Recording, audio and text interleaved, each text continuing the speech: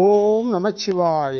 Kambangudi TV நேயர்களை வரவேற்று உங்களுக்கு இறைவன் எல்லா வளமும் கொடுக்க வேண்டும் என்று வாழ்த்தி இன்றைக்கு நேயர்கள் கேட்ட ஒரு கேள்விக்கு பதில் சொல்கிறேன். தெய்வ ஸ்லோகங்களை அல்லது துதிகளை தெய்வ சந்நிதிகள் பூஜை அறையில் மட்டும்தான் சொல்ல வேண்டுமா, அல்லது வெளியே சந்தர்ப்பம் கிடைக்கும் போதெல்லாம் சொல்லலாமா, அதை பாடி வணங்கலாமா? தெய்வம் இல்லாத இடம் ஏது?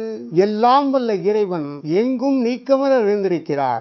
ஆகவே நீங்கள் எங்கே இருந்தாலும் பக்தியோடு அவரை பாடி வணங்கலாம். ஆலயங்கள், வீட்டு பூஜை ஆகிய இடங்களில் நாம் நம் மனதை இறைவனிடம் குவிக்க அதிக வாய்ப்பும் வசதியும் உண்டு. பூஜை செய்யும் நேரத்தில் நமக்கு அந்த தனிமை கிடைக்கும். இஷ்டப்படி இறைவனிடம் பிரார்த்தனைகளை வேண்டிக் கொண்டு அந்த இறைவனுக்குரிய பாடல்களை சொல்லி நாம் வழிபடுவது என்பது மிகவும் சிறப்பு. ஆதியும் அந்தமும் இல்லாத இறைவனை, எங்கும் நிறைந்த பரம்பொருளை மனதிலேயே வழிபடும் தன்மை உங்களுக்கு வந்துவிட்டதா என்று நீங்கள் சோதித்து பார்த்துக் கொள்ளுங்கள். அப்படி வந்துவிட்டது உறுதியானால் எங்கே இருந்தாலும் தெய்வ பாடல்களை பாடி மனதார அவரை வணங்கலாம். அதற்கு முந்தைய படியில் இருப்பவரானால் சுவாமிபடத்தின் முன்னாலேயே சொல்லலாம். ஆகவே உங்களுக்கு தேவை மனப்பக்குவம். மனம் ஒருமித்த நிலையில் இறை பாடல்களை பாட வேண்டும், இறைவனை துதித்து வழிபட வேண்டும். உங்களால் அந்த மனநிலையை வளர்த்துக் கொள்ள முடியும் என்றால் எங்கு வேண்டாலும் நீங்கள் இறைப்பாடலை பாடலாம், எங்கு வேண்டாலும் இறைவனை